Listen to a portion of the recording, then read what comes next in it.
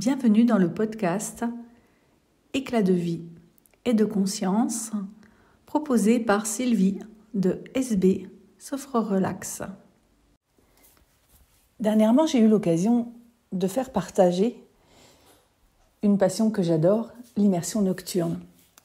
Et ces immersions nocturnes, elles se déroulent principalement les soirs de pleine lune. Et en cet été, cette pleine lune du mois d'août a été impressionnante, magnifique, rayonnante. Lors de cette immersion, je fais pratiquer justement une balade de nuit à des personnes. Et c'est quelque chose de très simple, et pourtant, qui vient justement nous connecter à notre être intérieur profond. Et là, par moments, des personnes ressentent la peur parce que dans les bois, même avec la pleine lune, on traverse des morceaux de chemin qui sont complètement noirs. Et là, lâcher le mental, pour certaines personnes, c'est très compliqué. Lâcher ses peurs aussi d'ailleurs. Et lorsque on traverse comme ça des endroits vraiment complètement noirs, il y a une déstabilisation. La peur arrive à ce moment-là parce qu'il y a une sensation d'être perdu, même de perte d'équilibre pour certaines personnes. Et si je laisse la peur m'envahir, je n'avance plus. Je reste bloquée et je la sens à l'intérieur de moi, cette peur. Je sens dans mon corps où elle se situe. Elle peut se situer à divers endroits dans mon corps. Elle peut se situer dans l'ensemble de mon corps. Je prends vraiment conscience de ce qui se passe à l'intérieur de moi. Et je prends conscience aussi que quand je marche, mes pas me guident et que si je fais confiance à ce corps, à ce cerveau, tout est fluide. C'est ce qui s'est passé sur cette immersion nocturne, comme dans beaucoup d'autres, mais celle-là était un peu plus particulière parce que j'avais un groupe un petit peu plus important.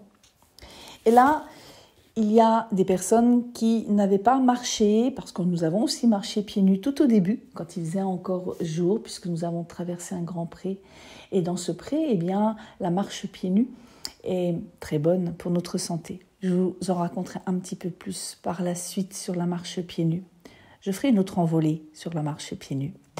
Et là, j'ai une personne qui s'est aperçue qu'il y avait des problèmes de dos et qui s'est aperçue que ça faisait très longtemps qu'elle n'avait pas marché sur ses pieds. Alors marcher sur ses pieds, pour elle, c'était marcher à plat. Parce que c'est une personne qui marche uniquement en talons, tout le temps. Elle a toujours un minimum de talons.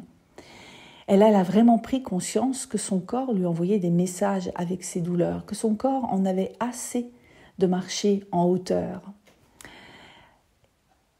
La nuit aussi, une autre personne pensait ne pas y arriver, incapable. Prise par la peur, elle tenait le bras de sa voisine. Pour elle, elle ne voyait rien du tout. C'était pas possible. Elle avait des problèmes de vue, c'était pas possible. Elle ne pouvait rien voir. Alors, pour la rassurer, je l'ai accompagnée un petit peu. Et puis, au fil du temps, je l'ai lâchée et je l'ai laissée aller. Et là, quelle surprise pour elle, elle a commencé à faire confiance à son corps. Parce que pour elle, là aussi, impossible. Mais je ne lui fais pas confiance. Elle ne faisait pas confiance ni à son corps, ni à sa tête. Elle restait dans sa peur. En l'accompagnant, elle a fini par y arriver toute seule. Et sur la dernière ligne droite, avant de repartir, dans la nuit noire, là, elle m'a dit « j'y vais », comme un funambule sur mon fil. Elle est partie. Pour tenir l'équilibre, son corps s'était adapté à la situation et lui avait fait écarter les bras, naturellement. Et elle voyait très bien son chemin et elle filait comme une petite étoile sur son chemin. Comme quoi, lorsque nous avons envie et que nous sommes motivés à lâcher nos peurs, nous retrouvons nos capacités illimitées. Tout ça, c'est vraiment quelque chose d'important et ça m'a fait avoir cette réflexion-là. Mais en fait, pourquoi nous restons avec nos peurs ? Lorsque parfois je rencontre des personnes qui me disent « Ah non, moi j'ai peur de ça, de toute façon je suis pas capable, j'y arriverai jamais ». En fait, quelque part, nous restons avec nos peurs parce que derrière, il y a une peur. La peur de l'incapacité, la peur de ne pas y arriver. Pourquoi je reste avec cette peur? Alors que si je lâche mon mental qui me raconte que je n'y arriverai jamais parce que c'est ce qu'on m'a peut-être dit depuis des années ou on me l'a fait sentir, donc du coup je n'y arriverai pas. Est-ce que ma peur ne devient pas une compagne, une amie avec laquelle j'ai tellement l'habitude de fonctionner que je n'ai pas envie, dans mon inconscient, de la laisser partir? Alors que quand je suis prête à laisser partir cette peur, à faire un travail pour justement la transformer en une alliée puissante, eh bien là, des possibles s'ouvrent à moi et je découvre de nouvelles choses. En même temps, lâcher une peur, c'est aller vers un inconnu. Et l'inconnu fait peur aussi. Alors comment traverser toutes ces peurs? Toutes nos émotions, tous nos comportements sont issus de « est-ce que je suis en sécurité ?» ou est-ce que je n'y suis pas? Et quand je suis en insécurité, eh bien c'est une peur archaïque qui s'enclenche derrière. D'où tout le découlement de nos comportements, de nos pensées, de nos émotions, qui vont nous faire agir et interagir avec notre environnement. Et en fonction de notre vécu, eh bien ça s'enclenche par automatisme. Et tout le temps que je n'en prends pas conscience, eh bien ces automatismes-là reviennent systématiquement.